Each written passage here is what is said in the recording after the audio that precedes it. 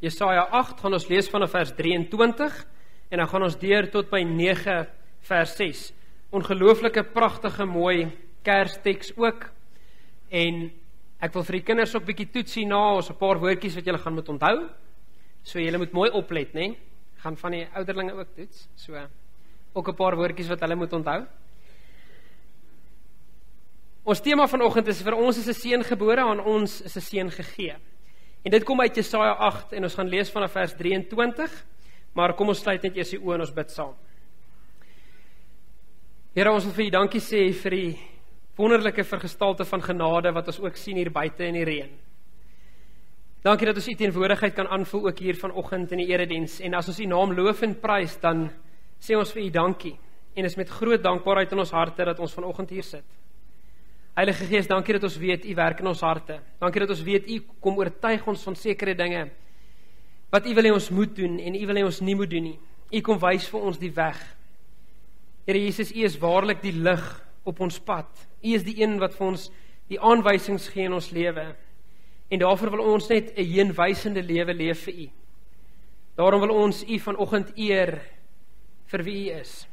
Daarom wil ons vir U dankie sê dat U die Here is oor elkeen van ons se lewe. Dankie dat ons weet U is ook in beheer van elkeen van ons se lewe. Here, as ons nou hierdie woord gaan breek, wil ons vra dat U dit vir ons sal kom duidelik maak.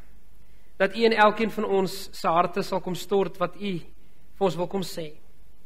Here, ons wil nou totaal en al op U fokus.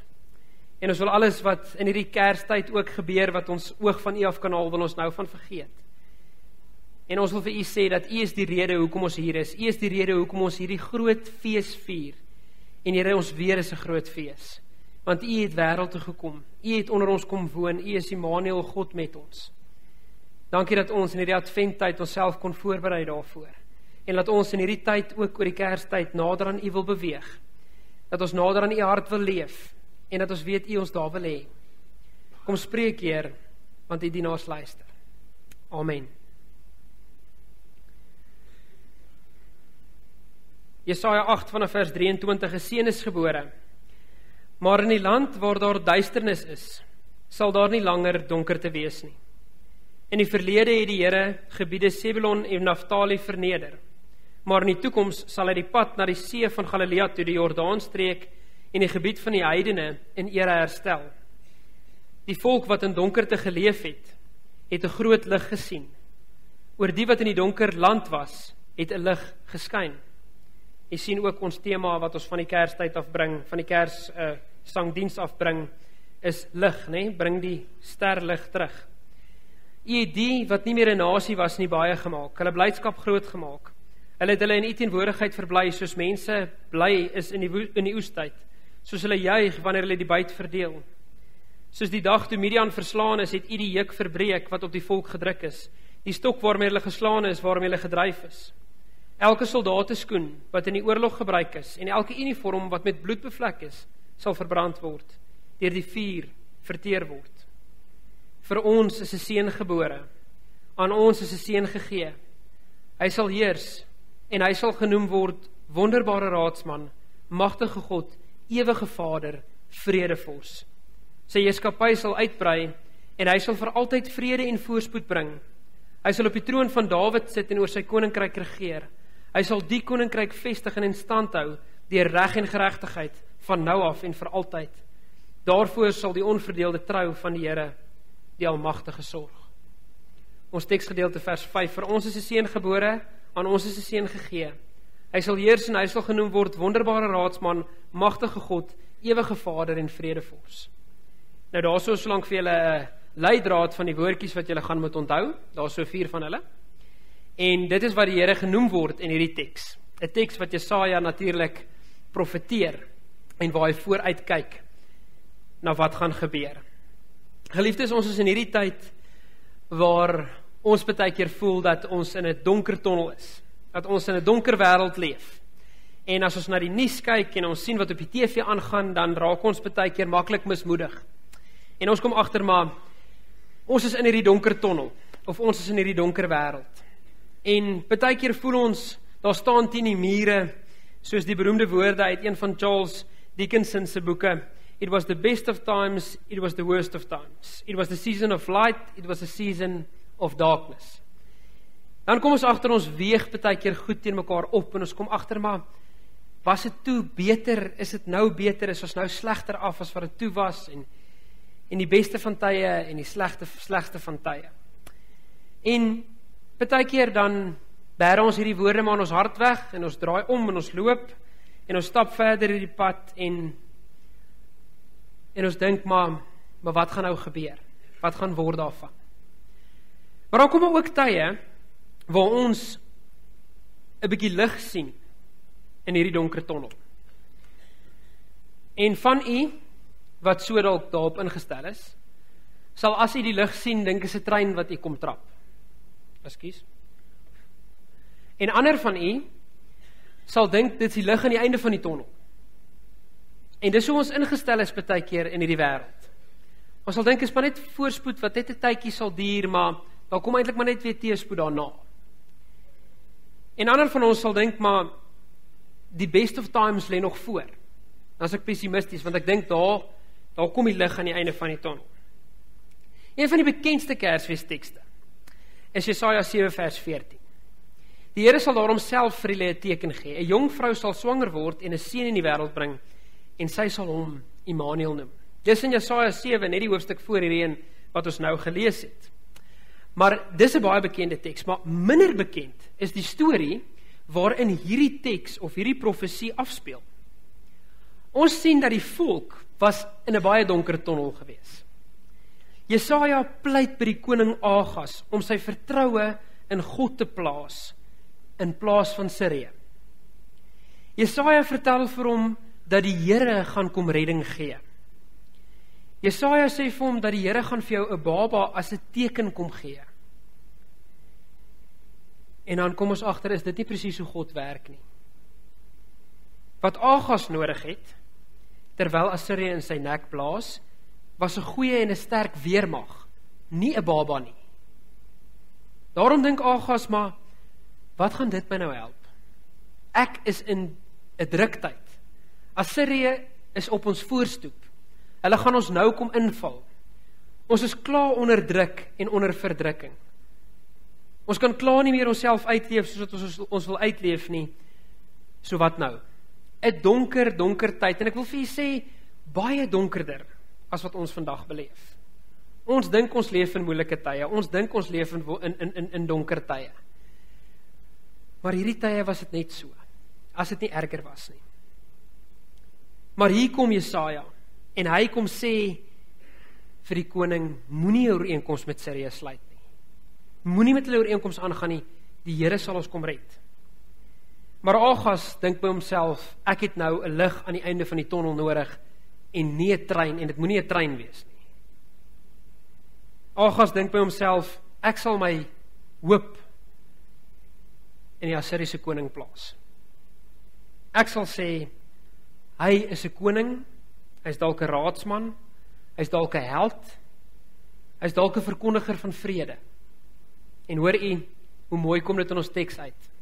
Agas sou gedink het, hierdie persoon kan vir ons raad gee om vorentoe te gaan. Hy kan 'n held wees vir die volk, en hy kan vrede bring. Maar dan kom Jesaja en hy sê, nee, julle maak 'n fout. Moenie op hierdie trein klim nie. Daar is 'n ander lig, en dis God. Hy sê, stel jou vertroue in hierdie profesie, en wat God vir my kom sê het. En dan kom hy en dan sê hy vir hom, dis 'n baba wat gebore gaan word, in 7 vers 14. En dan daarna, en ook interessant, hoe die gebruik was, in Egipte en in Assirië, is dat as 'n koning vir die eerste keer koning geword het, en hulle het die koning aangekondig, dan het hulle gewoonlik vir hom 4 of 5 name gegee, saam met dit. Eintlik karaktereienskappe, soos ons dit kan sê.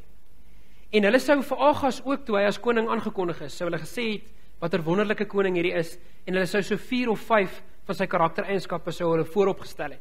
Dis hoe dit in daai tyd gewerk het met die tradisie. En hier kom Jesaja, en hy sê, maar wag 'n bietjie. Hierdie een se titels, wat ek wil aankondig, is baie groter as die Assiriese konings se titels.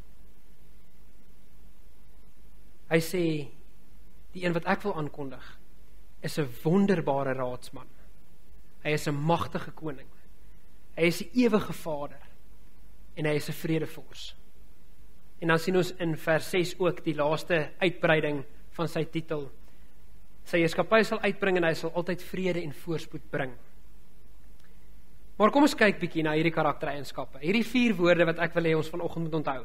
En die 4 woorde wat ek wil hê u saam met u moet vat. Die eerste een is hy is die wonderbare raadsman. Wat beteken dit? Jesus, wat alomwetend en alomteenwoordig is, in jou donkerste tonnelervaring, is hy daar by jou?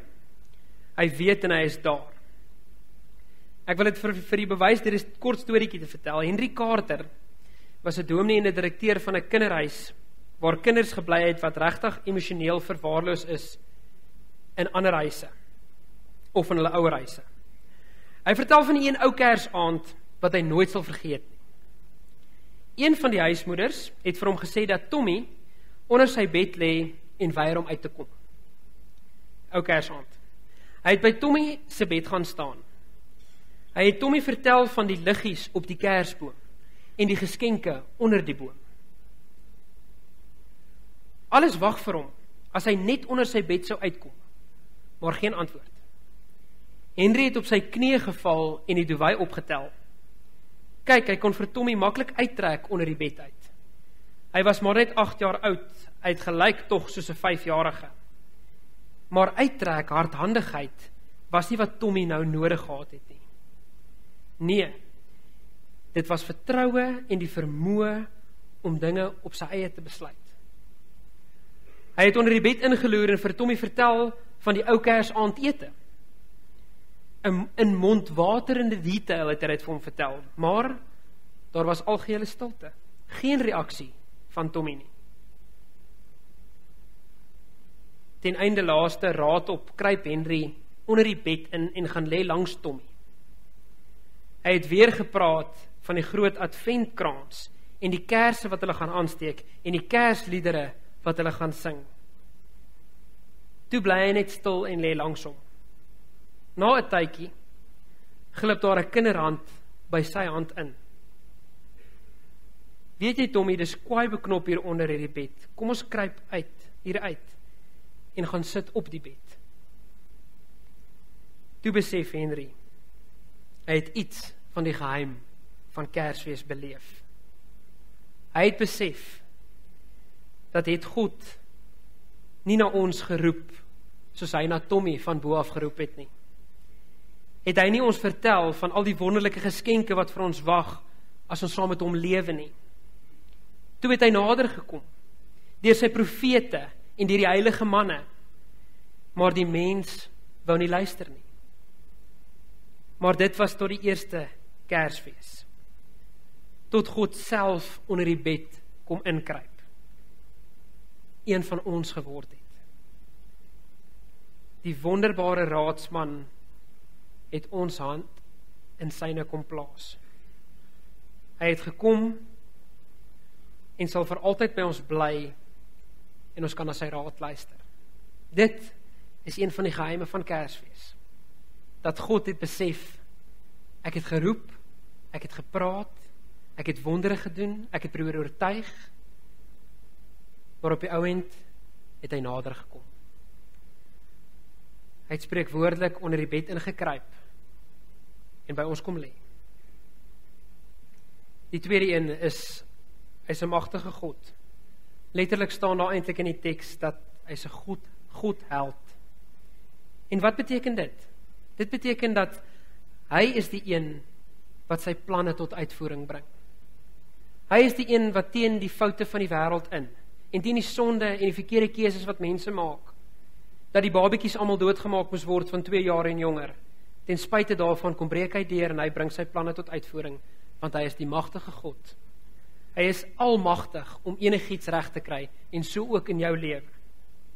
Alles is vir hom moontlik, en enige situasie kan hy omdraai. Inteendeel, ek glo dat God werk die beste in situasies wat vir ons die meeste onmoontlik lyk.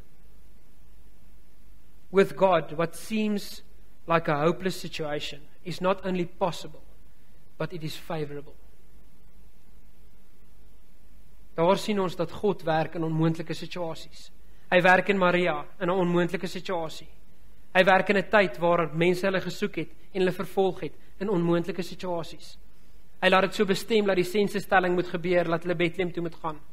Dat hulle daarvandaan af weer moet terugvlug, die wyse manne wat hulle kom waarsku. Want in elkeen van u se lewe en in my lewe dieselfde, is dit ook so, dat dit is net God that can turn a mess into a message. It is only God that can turn a trial into a triumph. It is only God that can turn a test into a testimony. And it is only God that can turn a victim into a victory. En daarom is hy die magtige God. Want net hy kan dit regkry en niemand en niks anders nie. Net hy het ons vanoggend hier bymekaar gebring. Net hy is die een wat u lewe rig, wat vir u sorg, wat u help, wat u lei. En Kersfees herinner my weer daaraan, dat die onmoontlike, die wonders, is God se werk. Dit is hoe God werk. Die derde een waarna ons kyk, is die ewige Vader. Wat beteken dit? Die ewige Vader beteken, soos ons ook na ons vaders kyk, na ons pa-figure kyk, dat ons altyd moet onthou, dat history is always his story. Dit is 'n storie wat God besig is om te vertel met die wêreld en met die geskiedenis. Hierdie boek wat ons lees en waarvoor ons so lief is, die woord van God, dit is die storie van God. Dit is die storie wat vertel word van sy geskiedenis met ons as mense. En dis hoekom ons dit lees. Ons kom ook agter dat die impak wat hierdie ewige Vader al gemaak het, is dat as jy nou mooi daaraan gaan dink, en maak nie saak hoe ons dink vervalle die wêreld raak, en hoe ver die mense van die Here af begin beweeg nie, dat niemand kan nog steeds verby die feit kom, dat saam met al die ander gelowe, en saam met alles wat gebeur, is selfs die menslike tydsgeskiedenis ingedeel, volgens hierdie kind wat gebore is. Dis voor Christus en na Christus. Selfs die persoon wat die grootste ongelowige is wat jy ken, hy moes saam met die wêreld erken het, dat dit is waar die geskiedenis ook vir ons begin het. Voor Christus en na Christus. Hy is die ewige Vader en alles is in sy hand. Hy is die een wat sorg, soos 'n vader sorg vir sy kinders. Hy is die een wat kom voorsien. Hy is die een wat die volk en die mensdom kom red as ons in die moeilikheid is. Al die kenmerke wat 'n vader moet hê. En daarom word hy genoem ewige Vader. Die een wat vir ons sorg. Hy is elkeen van ons sy hemelse Vader. Hy is elkeen wat vir ons sorg, soos wat 'n pa hier op aarde vir sy kind of vir sy familie sal sorg. En hoeveel redenasies daar ook al daarteen is. Daar is te veel dinge wat vir ons sê, dit moes gebeur het. Daar is 'n teoloog, H.G. Wells, wat tereg oor Jesus gesê het, jy kan die grootte van 'n skip skat deur die volgstroom wat dit agterlaat. Jesus was die grootste skip. En ons sien dit nou nog in sy volgstroom. En daar is geen ander persoon in die geskiedenis wat so groot volgstroom het, soos Jesus Christus nie. Hy het die geskiedenis herroepelik kom verander, meer as wat enigiemand ooit kom, en daarom weet ons, dat hy ook die ewige Vader is. Die laaste een is, dat hy is die vredevors, en het vertaal so mooi vir my in die Engels, die Prince of Peace, die Prins van Vrede. Ek het so 'n bietjie ook na die verskillende vertalings gaan kyk, en vredevors word daar vertaal met Prince of Peace. En wat beteken dit? Hy het vir ons 'n nuwe stel leefreëls kom gee, wat vrede kan bring, wat alle verstand te bowe gaan. Ons het dit hierdie jaar so mooi gesien, in Matteus 5-7 met die bergrede. Onthou die eerste kwartaalse reeks wat ons gedoen het met die 8 saligsprekinge, en daarna het ons in Pinkster oorbeweeg na die res van Matteus 5-7, wat gaan oor die bergrede, waar Jesus 'n groot preek kom preek is, en daai preek het meestal daaroor gegaan, dat hy wil vrede bring vir jou op aarde. Nie noodwendig vrede soos wat ons dink en soos wat ons gesien het, ons vrede lyk, laat niemand met mekaar beklei nie. Maar hy het vir ons 'n nuwe stel leefreëls kom gee, wat vir ons kom sê het, hierso is die geheime tot ware geluk. Hierso is wat jy moet doen om waarlik gelukkig te wees. En soos jy kan onthou, soos daardie saligsprekinge vir ons gewys het, elkeen van daardie 8 saligsprekinge het lynreg teengegaan met wat die wêreld vir ons sê. Jesus het presies die teenoorgestelde vir die mense kom sê, as wat die wêreld vir hulle kom sê. Hy het vir hulle gesê, leef so, en dan sal jy gelukkig wees.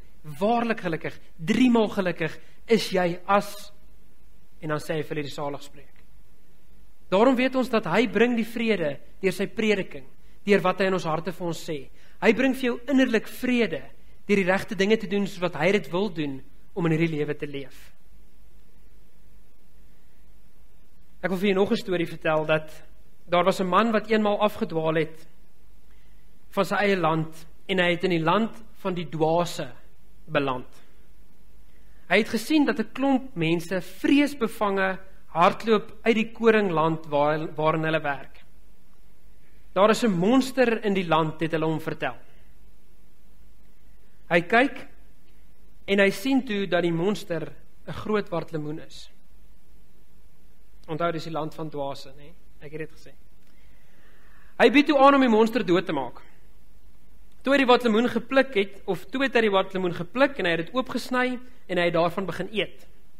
Toe raak die mense nog banger vir hom as vir die wartlemoen. Want hulle het al skreeuende met stokke hom probeer verdryf en gesê, hy gaan ons hierna doodmaak, ons moet van hom ontslaa raak. Kort hierna het daar nog 'n man in daardie land van die dwaase aangekom. Maar in plaas daarvan, om die monster uit hulle midde te verwyder, het hy saamgestem dat dit moet gevaarlik wees. Hy het stilletjies saam met hulle van die wartlemoen af weggeslyp, en so het hulle vertroue gewen. Hy het 'n lang tyd saam met hulle gebly, en bietjie vir bietjie het hy hulle die basiese feite geleer, wat hulle nie net in staat sou stel om hulle vrees vir wartlemoene te verloor nie, maar ook uiteindelik vir hulle geleer hoe om wartlemoene te plant.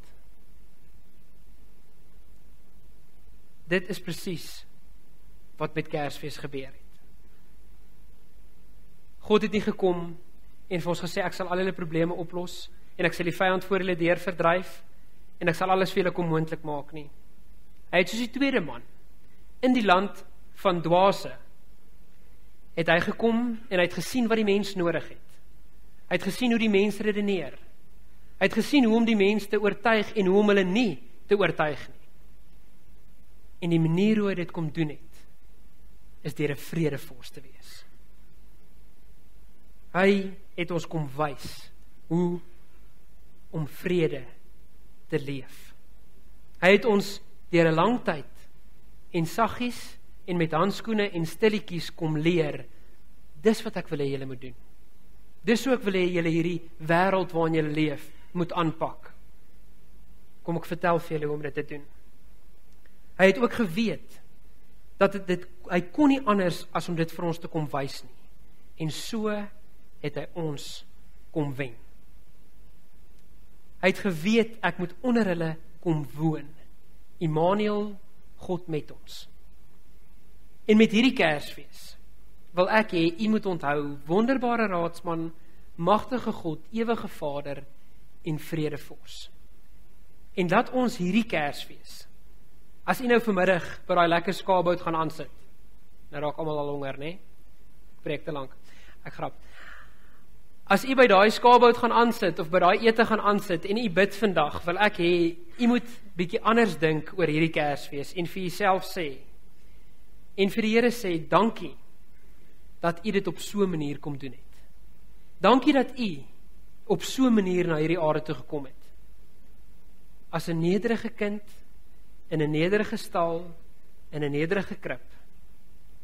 Nie die een wat gekom het om te kom oorlog maak of om die Romeinse ryk te kom omvergooi soos wat die Jode gedink het hy gaan nie, maar die een wat my kom leer het wat ek werklik nodig gehad het.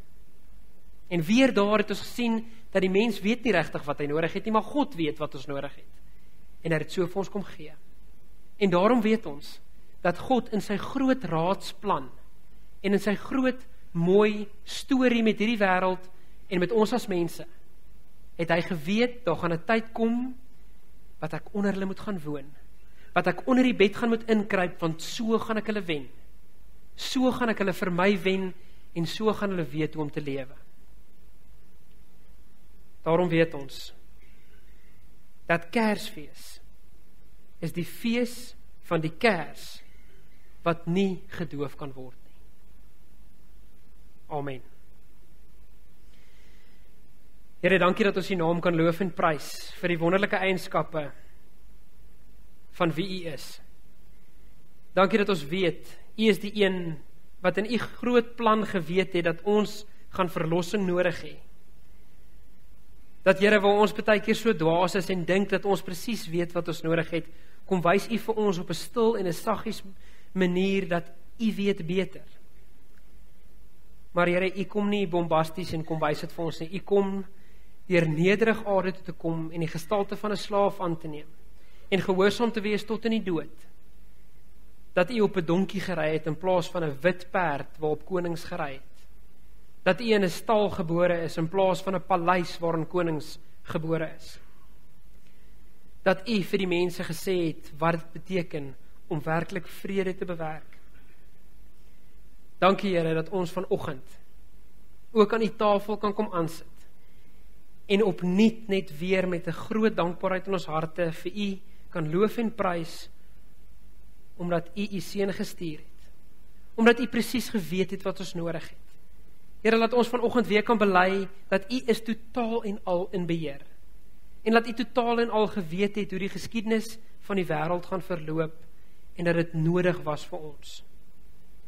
Here, ons staan vanoggend in verwondering voor U, vir hoe U absoluut almagtig, alomwys en alomteenwoordig is. Dat ons ook kan bely dat U van beter weet. En Here, laat ons dit so kan gaan van toepassing maak op elkeen van ons se lewens. Dat ons hier kan uitstap vanoggend saam met ons vriende en saam met ons familie. Dat ons vir mekaar liefde kan betoon en vrede kan betoon soos wat U wil hê ons moet. Maar Here, laat ons ook net in verwondering en in verbasing weer vanoggend opnuut kan besef wie U is en wat U kom doen het. Dat U presies geweet het wat ons nodig het. Here, ek wil bid vir elke persoon wat vanoggend hier is, dat hulle U teenwoordigheid op 'n besondere wyse sal ervaar vandag. Dankie dat ons by mekaar kon kom as 'n gemeenskap van gelowiges, as NG Kerk Vogwel Noord, en dat ons U naam kan kom prys, saam en feesvier in hierdie tyd. Dankie Here, dat ons ook vir die wêreld kan wys, wat dit beteken om lig te wees in hierdie tyd. Wat dit beteken om 'n ander sy te toon. Anders as die kommersiële Kersfees waarvan ons leer, kan ons in hierdie tyd rondom U woord gaan sit, en ons kan U verhale leer van U storie met U mensdom. Dankie Here, dat ons dit vandag verder kan doen. Laat ons hierdie dag as 'n Sabbat en die Sabbat ook kan vier tot eer en verheerliking van U naam. En dat ons weet U is saam met ons. Dankie vir die ongelooflike teenwoordigheid wat ons kan aanvoel. En laat ons kan weet U gaan hier saam met ons uit in die wêreld in. En dat U storie met die mens een is waar U ten volle in beheer is. Al voel dit vir ons baie keer nie so nie. Dankie Here vir U groot liefde en dankie vir Kersfees. Dankie dat dit redding kom bewerkstellig het vir elkeen van ons. Amen.